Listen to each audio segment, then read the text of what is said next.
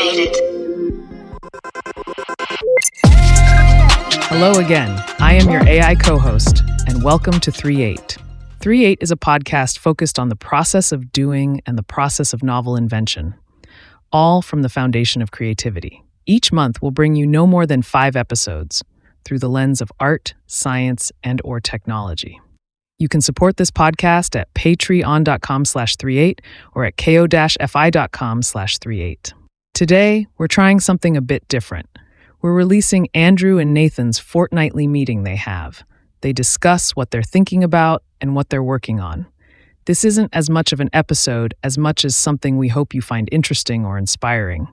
Drop us a rating or comment on your favorite podcast listener and let us know. And now, the humans. All right, we're gonna try recording our fortnightly sync here for the world. Yeah. So don't say anything too crazy. Isn't that the point? You're supposed to say crazy. That's inflammatory. I've noticed that's funny. I've been experimenting a little bit with Instagram for the podcast because what I'm finding is a lot of people use that as their primary method of communication. I don't know if I'm interested in building an audience per se, but I've been kind of dabbling in it a little bit, and it's just such a strange place. But that's kind of what I'm finding is because I don't have, the algorithm doesn't understand me yet, because I've followed 2 people that I've had on the podcast. Yeah. It's giving me these really dichotomies of things where it's half the video recommendations are fat people trying to get thin, and then half the recommendations are gym workout bro people or skinny people cooking. And I'm looking at this just from I don't really use Instagram, and I see this huge dichotomy, and I'm just this is really strange, but apparently it's what social media wants. Yeah, I think that makes sense, right? Given Instagram's overly emphasized focused on appearance, I could imagine that being the default content they want you to yeah. Right.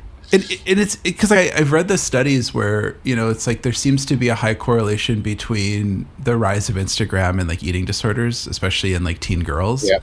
And so I kind of knew that, but I created a business account too. So it's not it's a personal thing. So I'm just I am an entity, and it's still showing me this really, I would call it this bipolar content where it's every other one, it seems, is trying to push me into some extreme to see how I engage. And I know, right? And I mean, they don't give a fuck if you're fat or whatever the political correct term is anymore. But if you want to lose weight, go lose weight. If you're fine with where you are and you're healthy, be fine. You know what I mean? But I'm just in the app, and all of a sudden now it's telling me that I'm either too fat or too thin, or I should have these muscles, or eat this way. And I'm just no wonder America's so fucked up. And our food is poison, regardless of what you're eating. So the processed food. Yeah. I mean, I think that's the interesting thing with basically the attention market, right? It's if you build a platform, how do you prove that your platform is valuable? You need to have engagement, and then sort of follow the rabbit trail down to what gets engagement. It's the extremities, and then trying to push content like that. So even from a I'm trying to do good kind of thing, when you have user engagement issues, do you follow suit and take some of those ideas, or do you just kind of let it be? And I think that's always a difficult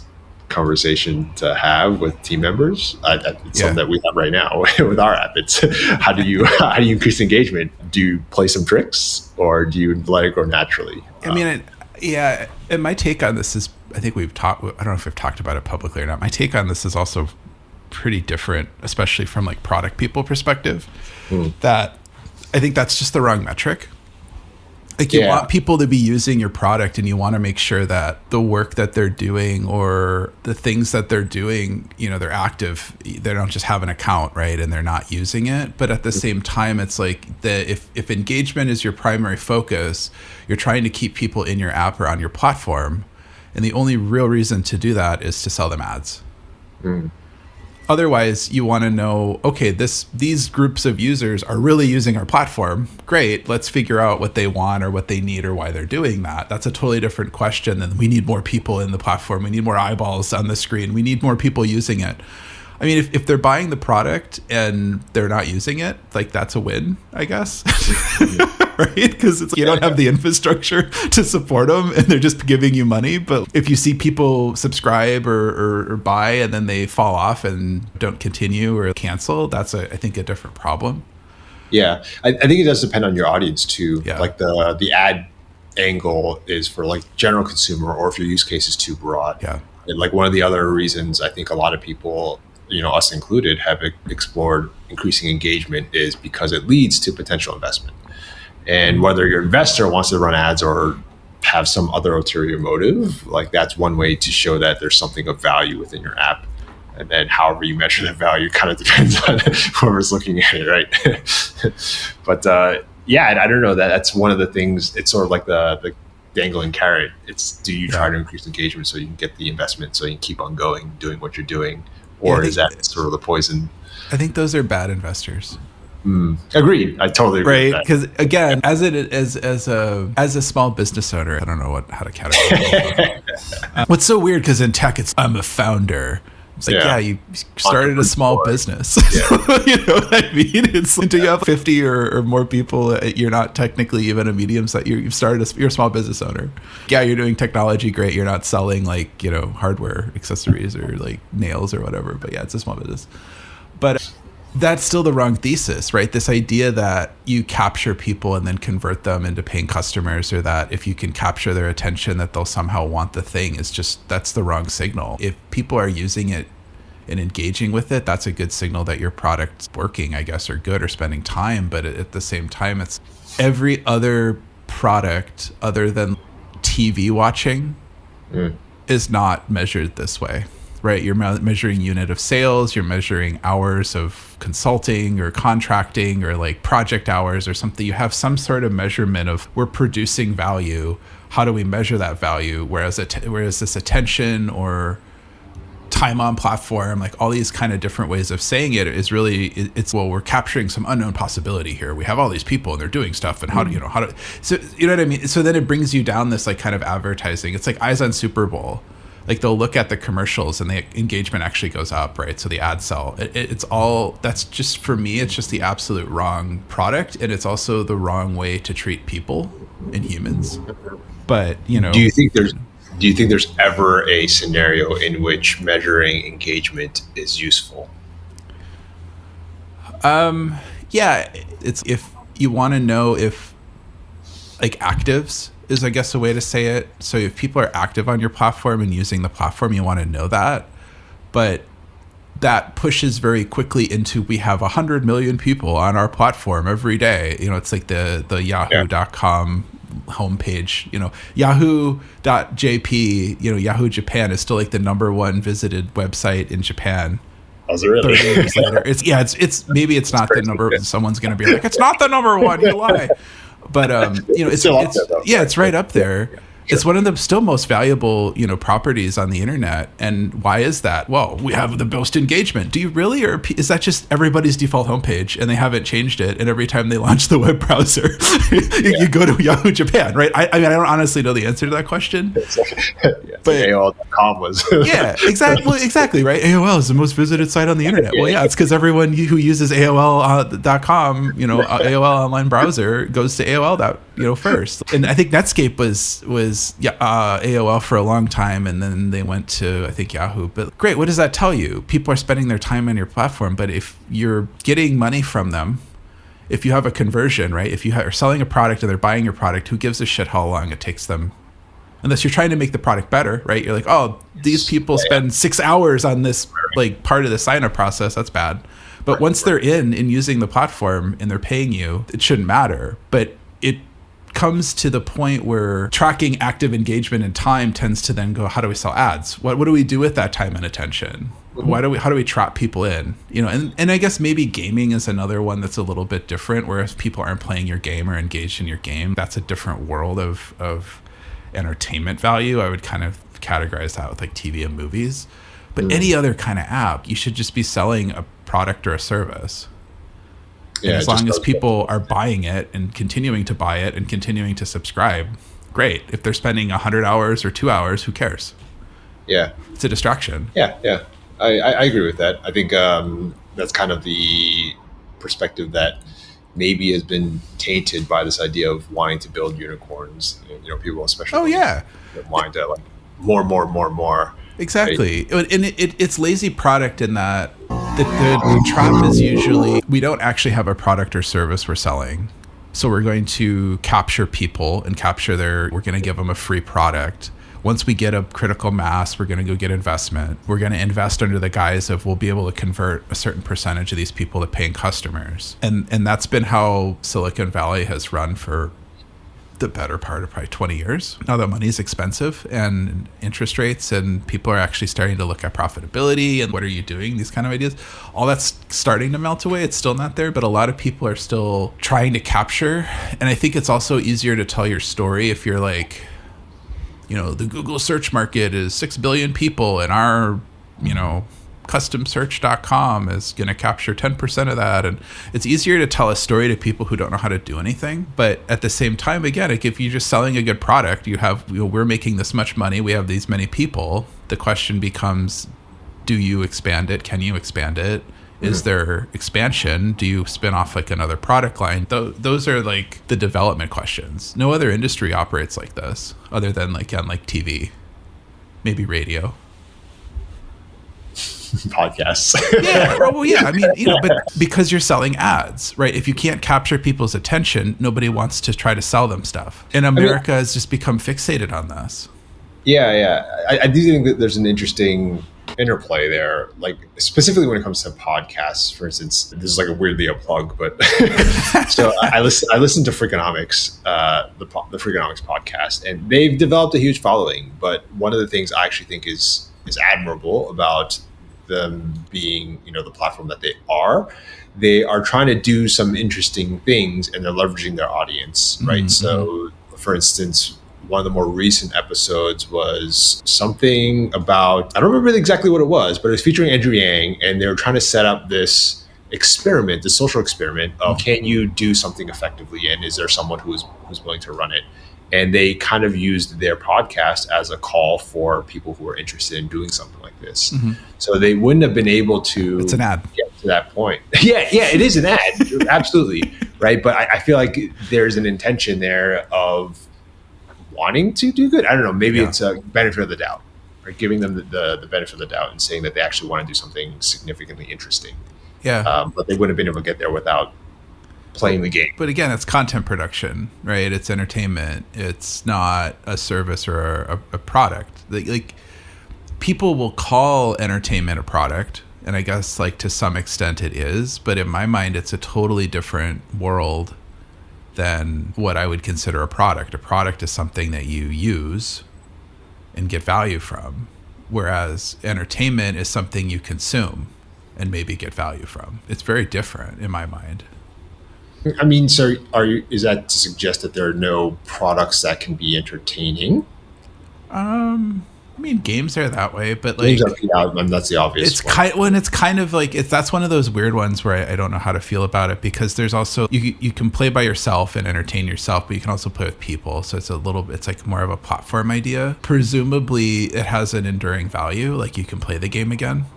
Mm-hmm. Right. Whereas something like entertainment for me is you don't typically reconsume it. Yeah, people will rewatch a movie or listen to music or something, but it's like durable versus non-durable goods. Like a product in my mind should be a durable good or something that, a video game isn't really a durable good, but again, it doesn't like denigrate. The problem I have with video games is like loot boxes and shit where you either have to pay to win, which is a whole kind of conversation, I think, or you get this like consumable good, that potion to get your health up, and you have to buy that. And the mechanic then becomes, how do we create something that keeps you engaged, not do we create a great game that you enjoy? And it totally flips it. Yeah, this is a fascinating case study, right? So like Baldur's Gate 3 came out and made a huge splash because it didn't include any of those attention grabbing, keep you in the game kind of things, right? Yep. And there was a lot of quote unquote criticism for it sort of not doing those things and not standing up to what modern gaming is. But I think that's a good representation of that idea of whether you're on the side of capturing people, keeping them in the loop, squeezing the money that you can out of them, or just creating something for the sake of creating something that's really, really great, right? Yeah, and most of the actual like studies I've seen on these is the people who tend to be the most valuable in those models are the people who have the addiction characteristics or gambling or those sorts of things, like video games for sure, but like any other sort of like time and attention thing, like people get addicted to it. And I think that's the big problem I have with it, is that if you sold them the world's greatest hammer and they carry it with them every day and they just love the product, I guess great, but you're not building the hammer so that it's the most addictive hammer that you could possibly make that is completely unable to be left at home, versus the entertainment-y, what I would consider non-product stuff is very much like, how do we keep you using it? And the point of a product shouldn't be manufactured use. It should be solving a problem fundamentally, or it should be providing value to you. And a lot of people argue, well, entertainment is value. Well, yeah, maybe, but when your economy or large percentages of your economy are based on entertainment, you get America. Yeah. And I don't know that anybody really going to argue that we're doing great. On either side of the political spectrum, it seems like everybody's pissed for some other different reason, but it seems fundamentally everybody agrees that nobody really wants to be in the condition that we're in. Right. I mean, to clarify, to bring it sort of back to the middle, I don't think we're saying like entertainment has no value, right? Or we're just saying that those people who have gone down that path wanting to pursue this like endless, keep you in the simulation or their simulation kind of thing, right? Well, value is hard. I maybe there's value, maybe there's not. Like value tends to be pretty deeply personal, but I don't think it's a product. And I don't think that product-minded people should be working that way, because that all of the apps that people are, I mean, it's even come into the lexicon, right? The kids are like, I'm addicted to Instagram. I'm like, that's bad. If somebody, 20 years ago, I'm addicted to alcohol, people would be like, okay, we need to help you. But here it's, oh my God, it's so addicting, it's great. No, that's not good. But we've because of these mechanisms to capture attention and entertainment are now so deeply embedded in what the human existence is, at least in this country. It's created all of these pathways to malformed behavior that, 15, 20 years ago, we would look at and be like, this is absolutely insane. And people are really good at doing things, right? So if we want to make the most addictive product possible, we fucking will. Yeah. It's probably an opiate. Right? Like, we've already done it. Yeah. Right. We're just going to have your brain go crazy. But then we say that's bad, right? We shouldn't just, put opiates in fucking candy, which we used to do. Yeah. Cocaine and Coca-Cola and stuff. It sells the product a lot more and people become literally addicted to it. But we said, no, Coca-Cola, you can't add a chemical to make your product addictive. But we're like, hey, Facebook, go make more money.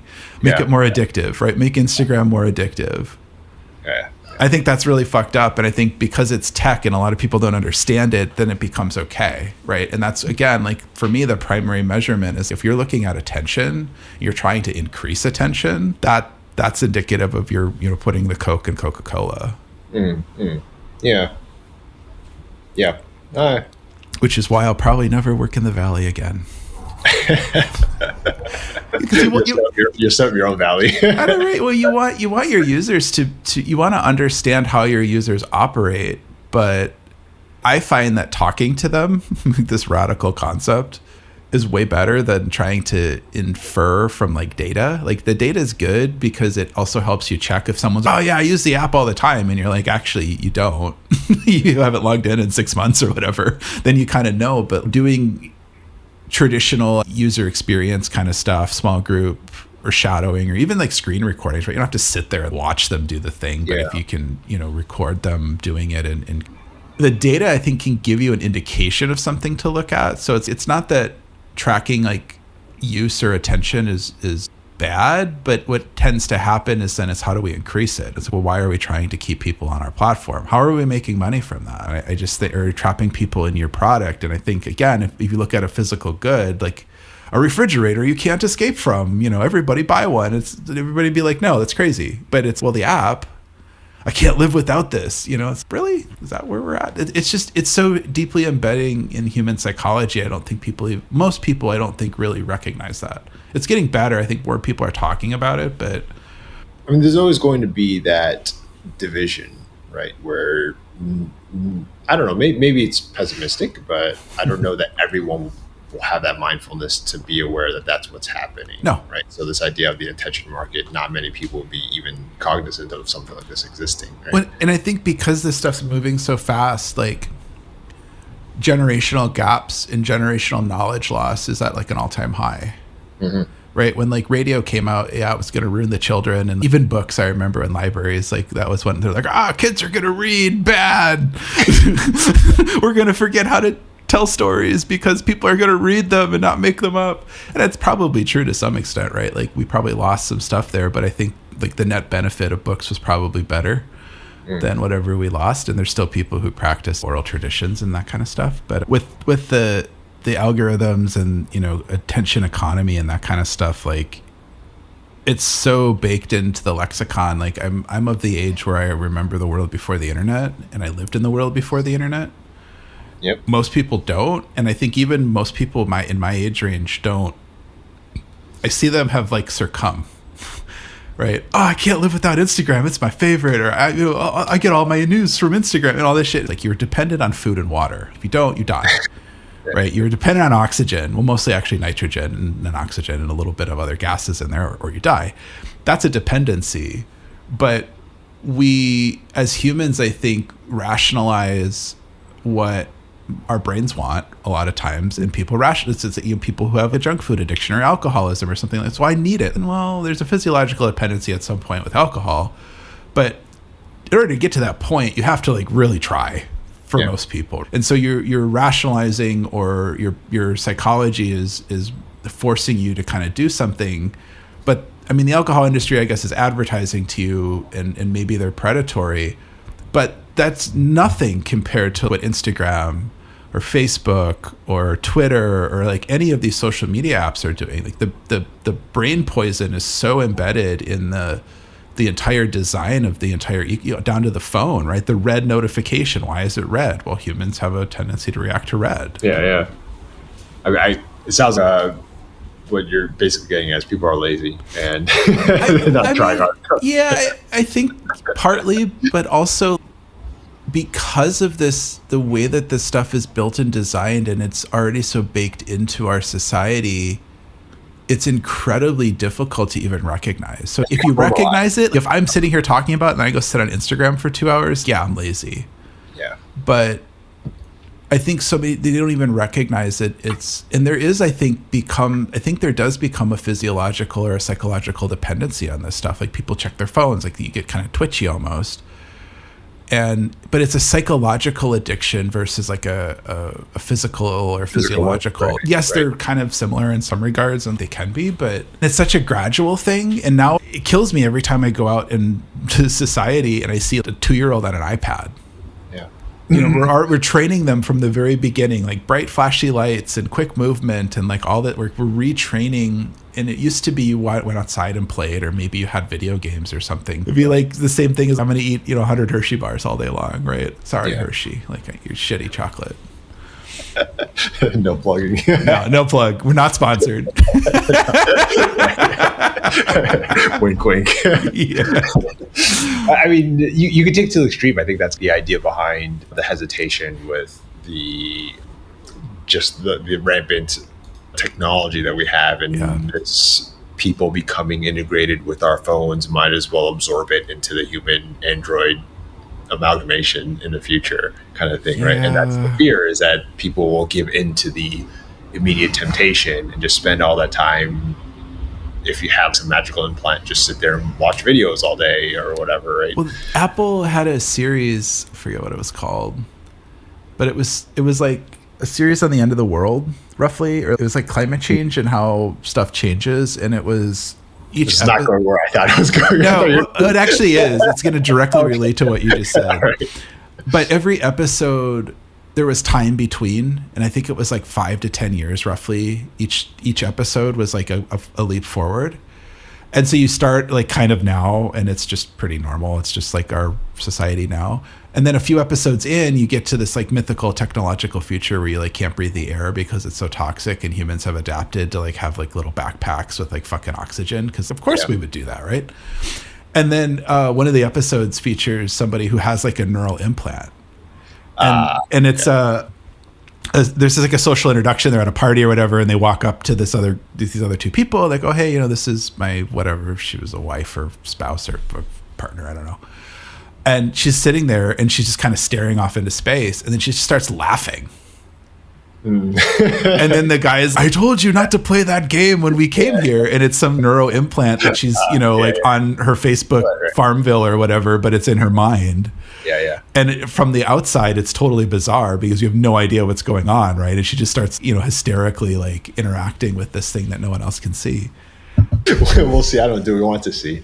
I mean, that was where I was going to head next was, where do you go from here, right? Being mindful of it, being aware of it is one part of it. Is there anything you can do about it? Do you just sort of let things play out, or do you try and do something about it? How does it? Yeah, I think we need some kind of existential immediate problem to solve it. Because I've been involved in like climate stuff and the environment stuff for a long time. Like I grew up outside for the most part, so I've been kind of in it the whole time. And not that like my parents are like radical environmentalist hippies or anything, but I grew up outside. Like that's what I did. I was outside a lot, and I enjoy being outside to this day. And so I was really getting involved in the climate movement or whatever the fuck you want to call it. And I found very quickly that the people who should be doing the most to prevent any kind of harm generally don't give a fuck. Like I went to, I probably won't name it. I went to a thing when I moved to Portland, and it's it's a well-known environmentalist group. They've also known to do some extreme things to oil. You're not going to say who they are. Yeah. Exactly. Well, there's a few of them. There's a plausible deniability. So I went to one of their meetings, and I'm not going to go blow up an oil field or anything because that creates an ecological disaster, which I think is stupid. But I mean, the point is these are like the hardcore, and these are not your like, Prius driving liberal kind of people. These are like hardcore people who are in the weeds and technical policy details. And I get there, and this is my first meeting, and we spend 30 minutes talking about anything other than climate stuff. And then we talk about whatever the issue of the moment was. I think it was some pipeline that they were trying to build in Colorado. I'm like, well, it's not in Portland, so why do I care? Yeah, I care, but I can't do anything about it. It's Colorado. It's halfway across country. And then we go to leave, and I biked in. Biking is my primary method of transportation other than my feet. And everybody got in their car and left. And it struck me of just like fucking crazy, right? So it reminds me of like you have the international panel, the climate panel, and everyone's flying in private jets, right? Yeah, they're like, well, I can't fly commercial. I'm too famous. Yeah. And I was like, that's really strange. I kind of reflected a little bit on that. And I understand like some people need cars, like you have a family or you have some, you work or whatever. But Portland's got great public transit. We're a very bikeable city. It was a really nice day. It was in the upper 70s. There's no logical reason I could find not to bike other than you just. And if it would have been other people, I think it would have. But I think I was literally the only person who biked. There might have been one other person, and there was like probably 50 people there. Yeah. I was like, there's something really fucked up here. And then I went to another organization similar without the more extreme. That was the same thing. I think 2 people took the bus. I biked, a couple other people biked, and then a vast majority of people got in their car and left. You claim to care about the environment, but you're contributing. Like 1/3 of emissions are cars, personal auto. And it's gotten now to the point where people are rationalizing, well, electric cars will solve everything. Well, where does the electricity come from? Where does the batteries come from? How do you get the battery? What ecological impact is that? Right. How do you recycle this shit? Right? You're offsetting the problems, and maybe by the math, there's like less carbon output from an electric car, but there's still a shit ton more compared to me walking on my feet or biking or just not taking that trip across town. And then it's become that people are rationalizing that. People like I know personally, and like a lot of these organizations, well, you can't just go back to the Stone Age, but what you care about the environment and you're contributing to it. So this is a really like long kind of personal, I guess, anecdote of, no, I don't think people are really capable of self-organizing to correct deeply difficult or psychological things because I haven't seen evidence of it. Right. Yeah. Ever in history, right? I can't see the greenhouse gases. It's not a problem. Yeah. I think that this idea has come up in a few of our conversations, but it's like people, if they're not aware of something, like it's the unknown stuff. Yeah. Right? If they're not cognizant of it. I think it's different if they are not aware and they're doing this versus if you had brought up their attention and they didn't change their behavior. I think the latter's much worse than the former. Right? Yeah, I think it's like cars are convenient, 100%, right? Like I get that.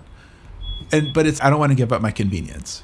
So I'm going to get a greener car. Okay, I guess that's maybe an improvement. I think you can actually debate the greenness of an electric vehicle or a hybrid vehicle. Yes, it consumes less oil, but oil is not the only part of the car ecosystem that pollutes. Like tires, super polluting. They create all sorts of microparticles. Just like all the paints and all this, it's like it. And I talk to people about this, and then they like try to push it back on me, like I'm the problem. And I'm like, well, no, like this is all factual stuff. Like recycling is another great example of this. Like recycling doesn't happen so far as I can tell, especially from a consumer perspective, right? Like maybe like big industrial like plants are like recycling shit, but like when you go throw your plastic in the recycling bin, it's dumped in with everything else. Yeah, it probably gets burned or landfilled at this point. We used to ship it to China, and they used to try to make shit out of it, and they don't do it anymore because they're like this. Nobody wants it. Number one, and number two, it's also really toxic to recycle. But yet, everybody, it's fine. It's recyclable. It's no. Reduce, reuse, recycle, right? Reduce is always the number one thing you should do. And what I'm seeing though is we've created this mindset of shifting it. So I don't put gas in my car, therefore it's less polluting than if I put gas in my car, even though you're plugging in electricity, which is probably coming from coal or natural gas, even though your utility company says it's renewable. Yeah. Right? Yeah. And you don't see that, so it's not a problem, right? It's just you've abstracted that out. I think there's like a common trend here, and it kind of goes back to what we were talking about earlier too with the attention stuff. I think there's a thing with scale, and I think I thought of this because when you talk about recycling or your impact, your climate impact, there's the looming argument of the individuals don't really make a difference. It's the big people, the big stuff that actually matters. Yes and no. Like does my not having a car and driving make a measurable impact? Yes. Is that impact at scale though? Is that impact negated by like literally anything else happening? Probably. Yeah, right? I think that's what I was trying to get at was like, there's the absolute impact versus the relevant impact. Yeah, but part of it is you need the big guys to also contribute. Yeah. Right? So if everyone individually were not, say everyone were giving into the psychological addiction, or if everyone were choosing the convenience of the car, do you fault the individual, or do you move it up the responsibility chain and say, okay, so people can't do this. So if there were an organization who could, or that could, quote unquote, leave it to them. So two misnomers. My individual contributions to this probably negligible in the grand scheme of things. However, if 1 million of me do this, or 100 million of me do this, that's a huge impact. It's very measurable. Secondly, the big producers, I hear that argument a lot as well. Well, who consumes their products? Individuals, right? They're not just making fucking shit and putting it in the pit next to them because they can, right? It's like people are consuming the products of these producers. And so again, it's a psychological kind of philosophical way to undo your own personal responsibility by saying, well, if I drive my car and everyone else is going to drive their car, the plane's going to run anyway. To some extent that's true, but eventually that demand and market collapses. But if people continue to use it, then it's not going to collapse and it's going to grow. And that's what's been happening. Like greenhouse gas emissions are still growing. Mm-hmm. Right? The Paris Agreement's fucking nonsense. And then people, America, China, India, blah, blah, blah. And it's, the people should stop buying shit. It's not like we're just burning oil for the sake of burning oil. Like it's producing stuff.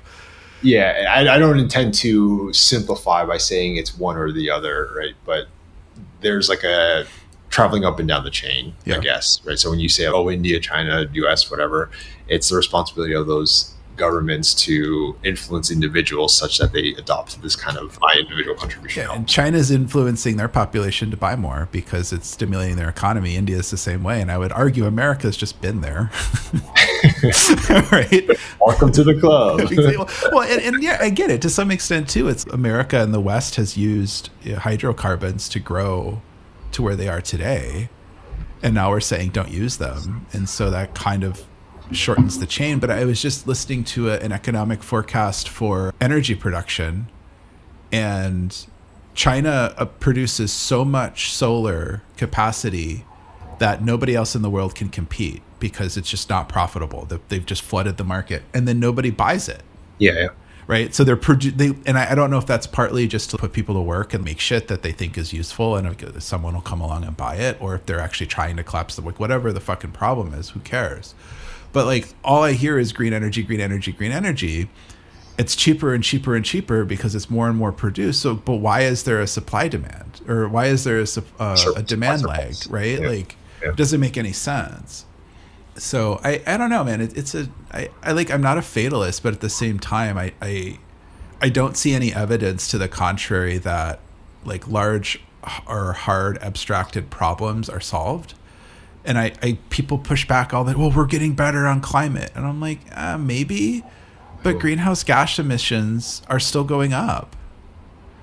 We're selling more cars than ever, less electric vehicles. The most popular vehicle in America is still a giant truck.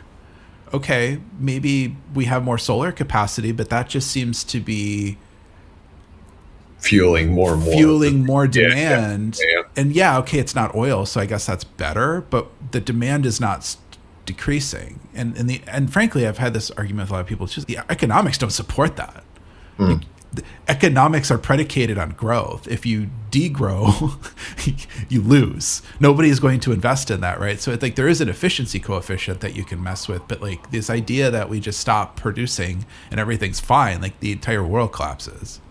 It's a really, really challenging problem, and I don't hear anyone even really talking. Like Gore for a while there was trying to kind of talk through, and it's really hard and complicated, but then he went to a hedge fund. So, and he flies to all his climate shit on his private jet. I lost a lot of respect for him when he was doing the tour for the movie he did, the Times or whatever. Yeah, he would fly his private jet. Yeah. Come on, bro. Can't even fly like first class. And I understand, it's probably more efficient for him to do that, but you're trying to tell me that I should not use plastic bags when you fly in on your private jet. Got it. He fucking hypocrite. I still don't try to use plastic bags. Right? I still try to do the right thing. Even I'm not perfect, right? I fly around and shit too, but it's also, I try to not have as much impact, and I try to decrease my consumption. But it's frustrating when I see people like Gore, flying around in his private jet. He has the means, right? If anybody in the world, like, it's gonna go on forever. Yeah. Anyway, I don't know. What have you been up to? Let's try to move it to a lighter note. Start with existential dread. There's only up from there, right? I've been all right. I've been trying to catch up on a few things. I think I just came back from New York, so I was at a neuromodulation conference, which was super fun, very interesting. It was a very academic conference, so not your just. I was going to say not your standard networking conference. It was definitely networking, but it was more for academics. So people sharing sort of like the latest and greatest, which is really, really good to see. One way to rapidly accelerate your learning is to go to one of these conferences to kind of see what's going on. But it also, to some of the conversations we've had before, and just in the past, really seeing sort of the extent of what we currently know and can do versus what's put in practice, and recognizing that discrepancy. And so we talked before about this device that I'm trying to build out. The Clockwork Orange helmet. Yeah, I see a better approach, or I see the value of doing something like it, even though you have the experts of experts claiming that it's not quite ready yet. I think it sort of takes that let's just kind of throw it out there and see what happens attitude that will either prove or disprove whether those experts are right. So I think it's been a good time well spent to see that, and sort of seeing, picking out experts in the field and seeing who would be valuable to use or to have as a support system, if champions, basically, because you kind of need that for something like this. That being said, also recognizing how much more work there is to do. Did you get any inspiration for like next steps? Absolutely. I think, there's no secret. There's no point in keeping anything secret here. Like, one of the things I wanted to try and facilitate with this device was this sort of low cost, remote administration of this protocol, this transcranial direct current stimulation. And there were people at this conference who have developed this remote administration protocol. So going to their talks and seeing how they're doing things, I learned from them what their usability issues were. So they have some devices, or there's a company that builds a device that can facilitate remote connections or remote sessions, administrating these remote sessions. And then hearing what these what would you even call them? These trial runners having to sit on Zoom sessions with people wearing this headset, and then trying to remotely tell them, you got to tweak it a little here or there. So it's kind of like telehealth, but with a physical. Yeah, telehealth with a device. Basically telehealth with a device, exactly. Like seeing and hearing about their issues. That's okay. As someone who's built or who can build products, that seems like it's a no-brainer to do. So why not improve on that experience and sort of minimize the need for this sort of hands-on or face-to-camera time with people. And then there's this big question around standardization of parameters. So when you have this session, you can sort of tweak any of these hundreds of knobs. And one of the reasons why a clear judgment on whether something works or not is because you have so many different people running so many different trials using so many different parameters. So can you start to standardize, quote unquote, standardize, or enable this platform to do the big data approach of looking at what parameters people are using and sort of aggregate that and see the results? Is there any correlation between like your current brainwave pattern and how you would do the adjustment? Yes. Right? Because like that's my first, if you built a device that would kind of scan you, so to speak. And you get a little bit of a baseline, and then as you're, doing the magnet stuff, theoretically you would see a change. I think that's kind of the holy grail of a lot of this space, and not just this space, but we talked about this too, wearables in general. You sort of need that feedback loop, this closed loop process by which you have, it's a combination of like hyper personalization plus this read act. Well, and a lot of it's perception too, right? There may or may not be like a detectable brainwave change. Who knows? Maybe we can detect it, maybe we can't. But if it's working for somebody and it's not harmful, like it works, right? There's like a perception coefficient. And I think I sent you a couple of them, but there's some interesting kind of placebo studies where they'll wire people up and not do the thing or do the thing and kind of see if it has the effect. And there's definitely a placebo effect with this, right? I mean, that's just the placebo. I guess for folks who might not know, a placebo effect is basically your brain or yourself tricking yourself into thinking that some sort of intervention or therapy is working when there's no evidence to suggest that it is. So it's the sugar pill thing I'm sure a lot of people have heard about, where they'll do a clinical study with a pharmaceutical drug, and then they'll give you basically a sugar pill, which is not really, I guess technically it's a drug, but it's not whatever they're trying to treat you with. And you'll have a percentage of people who report positive effects from the sugar pill, which there shouldn't be any other than your psychology. That's interesting, and maybe that's not a bad thing either, but you also want to make sure that there's like a lasting effect. Oftentimes the placebo effect is very short term. I mean so that's actually a very good, one of the things I like to bring up when we talk about placebo effect, or when anyone talks about placebo effect. There's a study where I think it's some sort of leg injury, where the standard procedure was to implant, I think it's like a bone cement or some replacement for some bone or something like that. And there was a study showing that that whole procedure was all placebo effect. So you didn't have to implant at all. So like to figure it out, and I'm going to get some of these details wrong.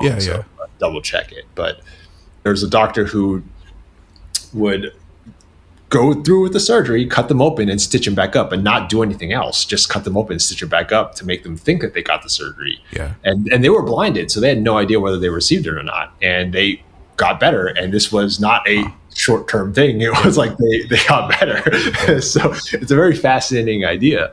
Well, and I think it depends what it is. There's something to be said for like positive thought, positive psychology. You know, a lot of people who meditate will swear by it. Yeah, that definitely does work and it has lasting impact. But when it comes to something like cancer, there's a lot of people who will claim that, you know, you just positively, mind shift the cancer away. And it's there's no evidence that that's true at all. And there is like spontaneous remission is a thing where your body just figures out how to deal with the cancer and it either subsides or goes away, but it's incredibly rare and you can't trigger that with your mind, folks. Like it just doesn't work that way. So that's interesting though, with like the surgery thing. I'd love to have been on that review board. So you're going to cut people open and stitch them up, but not anything, right? I have no idea how to that. Yeah. I have no idea how he's able to get that. The placebo thing is certainly one of the other things that people are talking about, right? But there are quote unquote protocols for how do you blind people. Yeah. Kind of the idea behind some of the things that I would like to do with this platform is to facilitate some of that. Yeah. Because that's one of the extra parameters that you have to take into account, right? Well, that'd be really easy to do too. You have a red light or something that goes on and you just don't do anything when the red light goes on, right? Like, people think it's working. Yeah. That's really cool. How did you find out or just go to it? Did you have, apparently you didn't have to have any kind of credential, or did you? No, I had to pay. I had to have enough money to pay to go.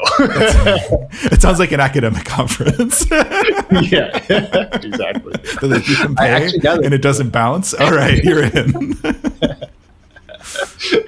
Yeah, I mean, I think, on the more personal level, like my goal was to have some sort of prototype or something where I could, to demo or something like that. But intellectually humbling, was not able to get the prototype done by the time I was going to this conference. I really do think I could have leveraged that if I did have it. But in general, a lot of these conferences are, unless you have something to share or you have something to give, then you're not making the most of the connections. But it was still very nice to go and talk to people and kind of poke their brains. Did they put it online at all? Like I know even a lot of academic conferences are starting to, like, if you can't make it, they record them. They do. I mean, I've also encountered this where people say they'll put up recordings, but they're not always available. But these are, I think they should be available. I did get an email saying that they would put these up. That's cool. I mean, there's a slight cost to that kind of stuff, but it's so minuscule. And again, just like getting information out there and sharing it is something I'm really interested in. And it's also surprising that we don't do that. In my mind, everything should just be recorded, not like Big Brother 1984 kind of thing, but in a work environment, why not? What are you afraid of? And we've created all these, legal punitive systems and shit. So everybody's afraid of everything, but it's free and you can refer back to it. And it's so much easier to like come up to speed on stuff if there's documentation, or you can understand like why people are thinking about what they were in that point in time, especially like historical stuff. Like as you're iterating, you often don't even understand what's going on until you've got some sort of inflection point. And if you don't have the documentation, you don't know why. Right. Yeah. But for the record, you're not being a hypocrite because you're recording this right now. I suppose. Yeah. I mean, there are like, I totally believe in privacy and private conversations and stuff like that too. But when it comes to when you're in an environment doing stuff or trying to like, you're in a work environment, I think we place way too much focus on like secrecy or the importance of it. I saw an anecdote that like anybody who is not being transparent and or withholding information is just being dishonest, because in a transparent situation, there's nothing, you can't dispute it, right? So it's like a power kind of play to like, if I'm going to withhold information or I'm going to not give all the details, then I'm basically trying to manipulate the situation. And in transparent environments, it's just impossible because everybody has the same information. Okay. So this is a very interesting topic, actually. So there's I think there's an idea out there called I don't remember the exact name, but it relates to communication. And I think when you have everything transparent, the sheer amount of information out there, one, is ineffective for people to communicate, because you're expecting people to go through the entire chain of events and have to sort of the re-establish message board problem. Yeah, exactly, right. I hate fucking message boards. I hate them. But the idea of manipulation, I think that generally has a negative connotation. But in the communication scenario where you're intentionally eliminate information that you don't feel is actually valuable to the conversation, and you may, it's your judgment, you may be right, you may be wrong about that, but I think there's something like when I'm getting caught up on an issue, I don't need you to tell me, the whole story. Just tell me what I need to know so that I can make a decision, kind of thing. Yeah. No, I agree with that, but it's if you're reading a financial statement and you only talk about the revenue. Yeah. Right? And you don't make the rest of the information available, nobody can check either. Right. And not that most people do, but again, it's the asymmetrical nature of information is a huge problem. And that's why we have game theory. I know, right? And a lot of people shit on tech again, but like a lot of people in the tech world claim to be so transparent, but if you actually critically think through what they're saying or the information that they're giving, it's clearly a very one-sided opinion. And it's really easy to tell this because any sort of criticism is usually just sloughed off or just not addressed. Yeah. And not that you have to address every critic, you get trolls and shit that'll just burn your time, but if it's a single stream of information and it's a single dialogue, that's a huge problem. And it should be indicative for folks that there's a huge problem, or potentially a huge problem. Maybe that's just so good. But, that's how you get Instagram. Oh, it doesn't hurt people. It doesn't hurt people. It doesn't hurt people. Oh, maybe it hurts people. But, they can we have filters now. You can turn this stuff off. You're already addicted, right? It's like you're addicted to heroin. Well, you can stop anytime you want, right? Yeah. Slippery slope, frog boiling in the water. Yeah. That's cool, man. How long do you think before you have a That's a very good question. That's a great question. I think a couple of weeks ago you were supposed to show me something, right? Yeah, I don't know. I can't even make anything up. I have no idea. I'm still trying to catch up on all the other stuff I'm doing. So I hope to have more progress in a month or so. I think I'm starting to get back into the groove of it. And anytime you're building something and it doesn't work the way you expect it to work, you sort of get demoralized. especially since it should be easy. And no, it's not that easy. So you have to break it down and then you put it back together again. Yep. And the integration element of it works when you break it down, but then when you put it back together again, it doesn't work and you got to figure out why. Yeah. So it's very, very humbling to know that the world's never as easy as you want it to be. No, I'm hitting that same thing. My app is like 99% ready to be released. Yeah, I'm still fighting with fucking payments, man. Yeah. It's payments to get your app approved, or is it like the integration of payments into the app? Yes. Got it.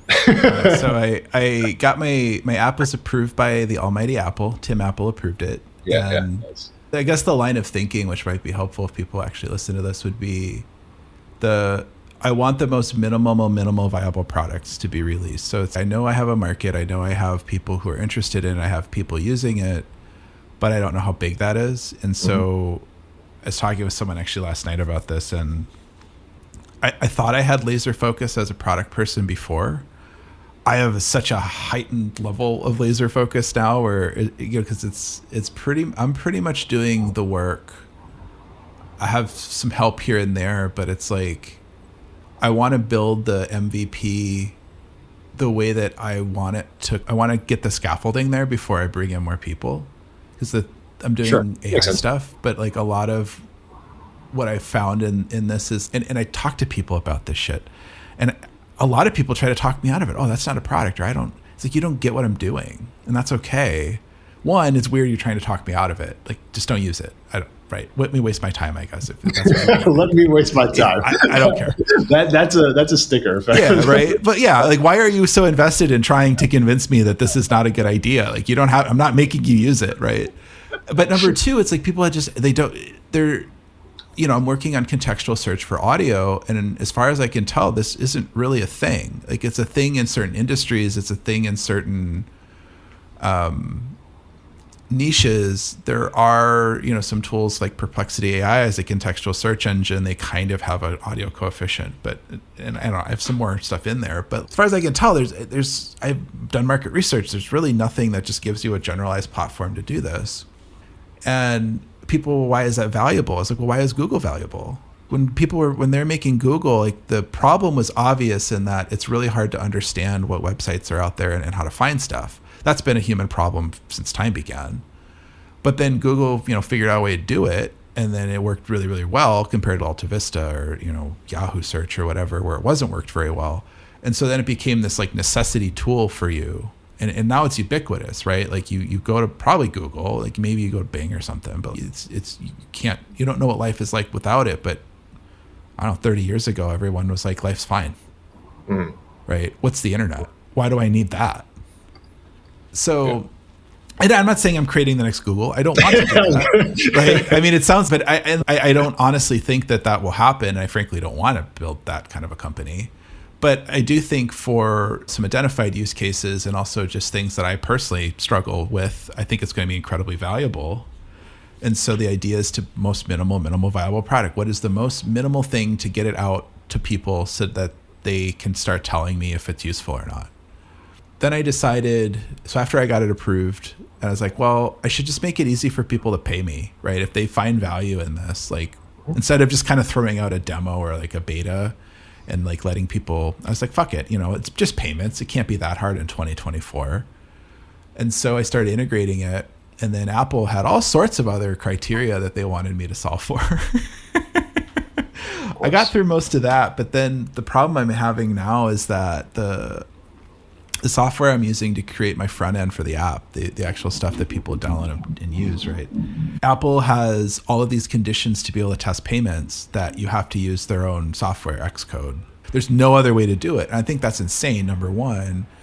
And so I brought in, I exported the code, put in the code in Xcode, ran it. I have all these problems with all these dependencies for all sorts of reasons that, anybody who's done development was probably like, yeah, I saw that coming.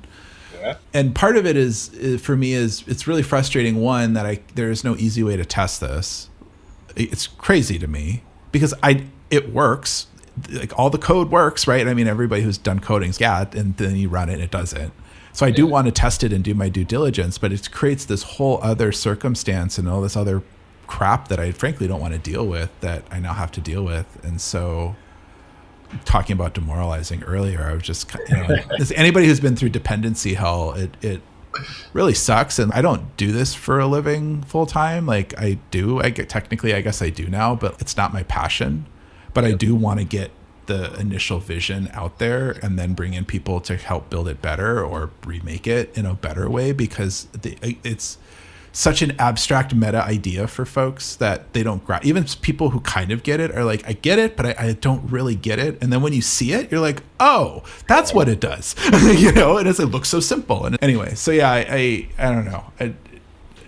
I get that. And then it's also just like challenging to just continue at it, right? Because and like someone who does this all the time and works with all the code, that the different frameworks and stuff, couple hours, right? Probably. For me, it's like a couple of hours inflated every once in a while, depending on what kind of stupid bug you're running into. Well, that's just it, right? It's like at the surface too. It's just a dependency. You just solve that dependency. Well, what I found is that every time I change a dependency, I get a new dependency error, which is dependency hell for folks who aren't familiar. And eventually you can solve that, but it just takes a shit ton of fucking time to try to figure out what you can cut or what version of whatever. And the other reason I don't really want to do this, again, going back to minimum viable product, is that I'm hoping this shit just gets fixed in the next version of something. Right? Because I don't want to spend all this time and energy solving this problem. If anything, it gets worse. I know, right? I know. But I mean, like for anybody listening out there, if they have any ideas around fixing this dependency hell, reach out, because this is a real problem in the developer space for multiple use cases. But coding has become so ubiquitous, and it's only becoming worse with this dependency problem, right? So it's like, how do you ensure that you have the latest code or code of a specific version? How do you make sure breaking changes don't propagate down or up, right? So it's a really messy problem. Well, and what I'm finding too is a lot of it's documentation. It's but then the problem is like, how do you keep the documentation up to date? Yeah, because like I built this library or whatever, and then it needed these things, and so I go to build it, and all those things changed, but I don't know that they were required because, especially I'm using Flutter, and Flutter has the ability to produce logic for version dependencies, so you can say greater than or equal to this version. Which seems at the surface like an easy way to kind of get out of dependencies, but it's even worse because I go to the that doesn't work. Okay, so I go to the next most recent version. Okay, well now that doesn't work, and all this other stuff now doesn't work. Right. And it's interesting because like the contextual search problem I'm trying to solve for with audio is kind of this problem of like, how do you navigate a web that's non-obvious or has so many dimensions and layers that it's very, very difficult to just kind of pinpoint a thing. Yeah. It's like a complex series of knowledge graphs, right? It's once you build it, it's brilliant and it fucking works great. But actually building that is really difficult. And that's, I think, now I'm thinking out loud, but I'm like almost thinking like that could be an interesting like technology solve for like, how do you effectively like version your dependency chain? Yep. Yeah, I know that's the thing in some languages and libraries, but it's also it's like a weird informal adoption. Like Semver is one way of doing it, but then you again sort of rely on the individuals who maintain that code to do it properly. And everyone interprets things a little differently. Everyone, or someone drops the ball or something like that, and then I'm guilty of that too, where we have internal versions and you forget that you needed to bump a version, or you bumped a version and didn't make that a dependency. So or you added some stuff in that you kind of forgot you added, and then now you introduced a bunch of it. I do this to myself all the time, where I push a version to my app and I'll be like, oh shit, I actually added way more stuff than I probably should have, and I need to take some stuff out. One thing I wanted to preface, I don't know if you want to leave this in, so I'm going to leave a little bit of a gap. In order for you to demo one of the things the Huberman Lab has done is they've done this search within their own episodes. So if you search for a phrase or a topic, it'll search through every single podcast that he's done and give you the timestamp. So I think that's like the one way of people seeing what contextual search looks like. And then the next layer is, not just searching overall Huberman. Exactly. Right. That's effectively like the back end, right? I'm working through that. To do that in a single context is pretty straightforward. I haven't actually built the search function yet, but I have the data, and that's effectively what I'll be doing. And like how to do that's actually really straightforward, or at least in the surface. I don't know, weaving it together, there's a couple technologies that I'm playing with that are relatively new that I'm hoping solve some of those complexities. Like it'll probably introduce other complexities too. I had lunch with somebody who's working on platforms for this kind of stuff, and we were chatting a little bit and just kind of sharing stories. What's this kind of stuff? What are you referring to specifically? I'm trying to give a detail without outing people. Sure. Okay. It's more of a curiosity question. AI ML platform stuff. Okay. Right. I sent you the link to the tech, the GitHub. Okay. All right. So that's part of it. But we were talking and we were just kind of just chatting, and there's a lot of known problems with search. Search is really hard for folks, but one of the solutions that I proposed to conquering a lot of that was something that they had not thought of before. And part of it is like what the app is predicated on, but part of it's also like how you leverage that. And again, I think part of the problem with my app too is like the app interface that people are interacting with, which is I'm focused on podcasts initially and searching podcasts. That's not the product. The product is the platform to make the magic happen. Right. But people don't get that. And even I have some really smart friends who are like, yeah, but why podcasts? And I'm like, well, why not? Number one. Number two, I got to start somewhere, right? I have to narrow the problem of audio search. And it's also, there's a cost coefficient because it does cost money to like peer into audio, so to speak. But a lot of money. And it's also really hard to, we've talked a little bit about this, but like I'm working on, self-uploading audio for analysis or whatever you want to do. But that's really actually a hard problem to make that scalable, right? It's not, I just put the file in and it just works. Yeah, and cost effective. Yeah. Right. And so, that I know as soon as I release it, that's going to be the first request that people are going to have. I want to just be able to pick my own shit. I'm working on it. And there's some clever shit that I'm doing. And there's some stuff that I just haven't solved that I just keep kicking down the road. I'm now purchasing GPUs en masse. Yes, I'm so excited to see what outcomes you have. I got my first shipment yesterday. You have to send me your component list for your build. Yeah, well, and then people too, like, this is actually something I want to talk about too, but people like look down on it. Like, you're building your own hardware, like some kind of, I'm like, no, like that's actually the only way to do this. Like, I don't think people realize that yet. No. I don't know if you want this out there, but this is a way cheaper way in the age that we're moving in to move fast on this LM, not even LM, it's machine learning in general. Yeah, it depends. I don't know if I'll cut this or not either. I think it depends on the problem you're trying to solve in ML and AI. And so like my problem right now is mostly memory dependence. Like the speed of the computation is always helpful and it's always good. Yeah. But I've gotten to the point where I'm okay with the speed that I'm getting with the stack that I'm using.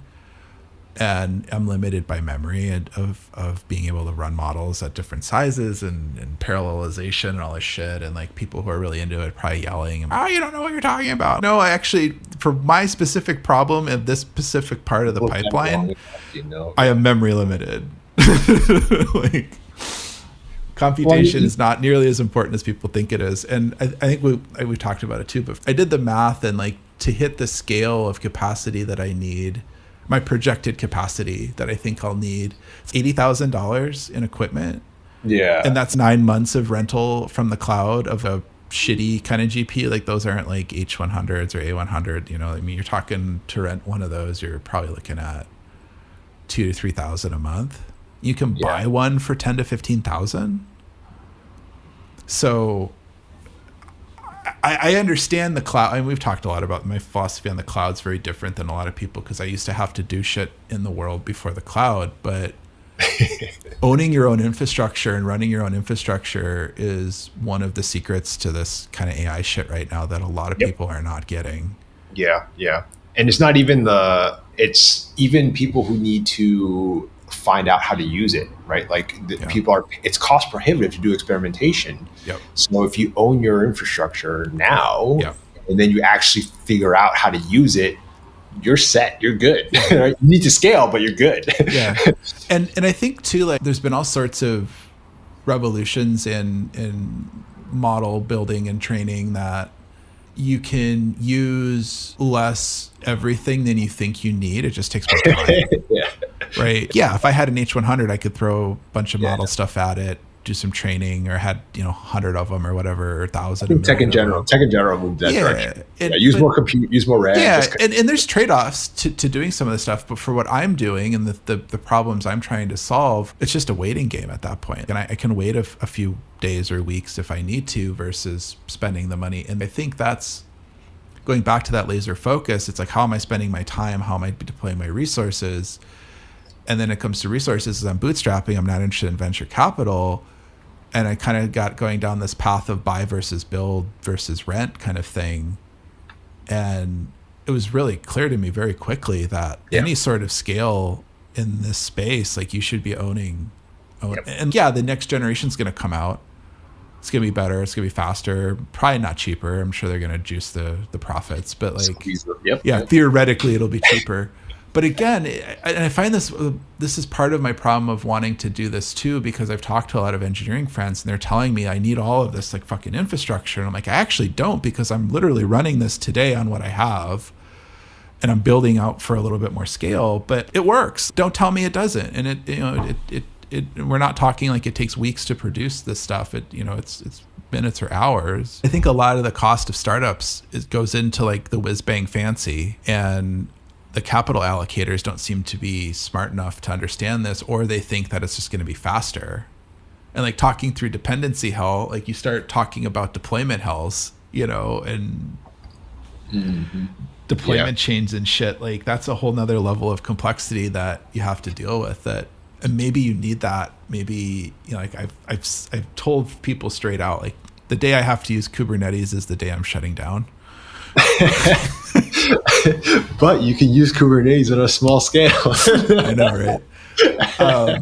And there's ways around. I still have redundancy and high availabilities in without using it. Yeah. Don't overcomplicate it if you can get it to work. Fuck no. And yeah, exactly. Yeah. Anyway, I'm. We'll have to talk off recording about some of the infrastructure stuff because it's. I am productionizing my pipeline, which is why I'm buying GPUs now. So I have it all working the way that it needs to work. Yeah. And kind of like we have talked a little bit about that. You need to go live. Yeah. A dev environment, but I'm actually making it production. It's so funny because I'm reading, what is it? Into the Plex, the Google Plex? In the Plex, it's called. So it's a book about the founding of Google. It's pretty old, actually. It's not recent, but I started reading that a couple of days ago, and it's so funny because that's what they did to found Google, right? Larry was really into costs of stuff, and part of the problem they were having is that the typical data center, when they got to data center scale, you would get a cage, which is a certain amount of racks depending on the data center. It's usually like 6 to 12, something like that. And it's literally just kind of a chained off section of the warehouse that the data center's in, and that's your little area. And people were buying, standard issue servers. Then there was only, I think the numbers they gave in the book were like 100 servers per cage or something at the time. They figured out a way to quadruple it to the point where the data center had to bring in additional cooling and power because they're like, you shouldn't be able to do this. And then, but they figured out a way to, build their own kind of thing. So and not every company needs to do this. If you have, especially some sort of an on-demand, like the cloud generation or cloud AI is pretty good. Like you don't need to, but if you're actually building an AI company or a company that like AI is an integral part and you don't own at least some of your infrastructure. Like I've talked about this before too. Like I can flip over to the cloud at any minute. Right. And just pay, right? But running my own infrastructure, the numbers, it's just, the math is just so fucking simple and clear. Yeah. But using the cloud as like that scale or that safety valve is a strategy that I don't see a lot of people using either. And being able to scale up quickly if I get demand is something I do. And then I can, buy or build more as I go. So I don't know. Yeah. I mean, that flip over is not trivial. Going from local to... for me it is. Yeah. Well, maybe I'm actually really a good engineer and I just don't think I am because I'm like, like the flip over is, I don't know, 5 lines of code. Okay, good. So, I mean, it's a manual. Like I have to like hit the go button, so to speak. But I mean, automating that, very straightforward. Actually, now I'm thinking about it, and it'd be just basically queue management. Yeah. And everybody at home's queue management, that's fucking hard. And I'm like, not the way that I do it. All right. Well, I mean, so if you are feeling a little demoralized, I don't know if you operate this way, but an accountability partner. So next time we talk, will you have what would you like to have done? I want the fucking app to be released, man. Like, all right, cool. Because it works. That's the frustrating part for me is it's like, it fucking works. I want people to be able to give me money. Yeah. I run a business, not a charity. And I think maybe in thinking on that, it's really important. So again, I wanted to get the concept I was working on was like, get it out and have kind of like a demo mode that's a full feature, but a segment of what the thing can do. Yeah. Trial period or whatever. Yeah. And then figure out the purchase thing later. Mm-hmm. And then I was thinking about it and, people fall off really quickly. And if it's something that people actually want to purchase, I should not make that 2 weeks later. Yeah. So it's like a business decision, so to speak. So yeah, I really want that to be out. And people are starting to give me shit. They're like, "Oh, I thought you were releasing." I'm like, "Yeah, it's pretty much ready to go, but I have this one little problem that should not be a problem." And purchasing works in the closed beta, funny enough. I'm not buying anything from you. So I didn't know this until I was talking to somebody and was pissed, and I was like, yeah, that fucking thing doesn't work. And I like launched the app on my phone and I clicked buy and it worked. And I was like, oh, that's cool. But in test flight, as far as I can tell, they don't let you actually purchase.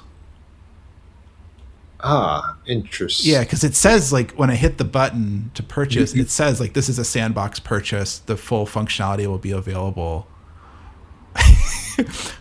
I don't know. That might be a setting you can set in test flight, because we do this internally and we have a test flight version and you can make transactions. Okay, well that's good then, because so I was fighting with the dependency hell, and then I realized this works. Then I started just pushing 1,000 versions to test flight because I'm like, well, it seems to work, right? And I can kind of keep moving. But yeah, so I want it like publicly accessible, and I want to be able to take people's money. Okay, all right. And then the infrastructure stuff, yeah, like I would love 2 weeks. I probably won't get to it, but I would love to have, and I'm traveling too. I would love to have like a demoable search function to show you. Probably won't do that publicly, but nerd out a little bit on some of the insides. Wait, did we? I don't remember if we talked about Play Store. Why haven't you tried Play Store first? First, I don't native Android. Just I have an iPhone and iOS, and I assumed that Apple's process would be better. No. It seems like their tools are better. It is, yeah. But there's more process and bureaucracy, whereas Google is like a little bit rougher and a little bit harder to navigate, but they also seem to not give as much of a fuck. Yeah, they're more lenient on the platform side, though. And the business analysis of this too is that most of the customer base is probably going to be iPhone. Mm-hmm. This is like a demographics thing, but I am 90% of the way through the Play Store. Okay. I'm approved to submit the app, and I just have to submit the build. Yeah. And then, get feedback or whatever. But it also just adds complexity because it's a totally different payment system, and I'm using a library that supposedly makes that easy, but I'm getting to the point now where I'm like going to just make a web app because I'm so sick and tired of having another company tell me what I can and cannot do in my fucking app. Like, it's my fucking app. If I want it to be a janky payment experience, then it should be fine, right? People won't use it. That's okay, but I should be able to do what the fuck I want. It's my fucking company. No, but that reflects poorly on the platform. Yeah, I'm not doing anything illegal, and I'm not being disingenuous. It's like you pay me money for the thing, you get the thing. Like, it's really straightforward. Whereas like the loot box bullshit and like fucking Instagram, it survives on the platform just fine. That's another conversation. The gatekeeper platform. No, it's bullshit. But yeah, so app in public, and then maybe some of the search stuff, or at least I can talk you through the architecture of it. I don't know if it'll have it built yet. Okay. Yeah. No, that'll be fun. All right. Nice. Yeah, how about you? Am I going to get a helmet demo in the mail? Yeah, I don't know. Honestly, I'm looking at baby steps right now, seeing how the progress has gone so far, like putting the whole thing together and then having to break it apart and then putting it back together several times. Yeah. I'm having an issue with not being able to adjust my current. So I need to apply a certain amount of current, and I have the circuit, and it should be controllable by this microcontroller that I have. But no matter what I do, it's always a constant current, and not a current value that I want. So by next time, I hope to be able to have a demo of me being able to change the amount of current that I can output through this dumb circuit. Now I'm like thinking about, is your controller bad? Just throw a bunch of resistors together, man. Exact. So that's kind of what I need to do. Is I haven't gone down the exercise of let me start with a super simple circuit and then add things, because I started from I put everything together because this is the way it should work. And of course, it doesn't work that way. Same, man. I did the same thing with the fucking app. I'm like, this is really easy, and then I hate design. I really appreciate design, but the amount of focus and attention that you have to put into design drives me insane. Yeah.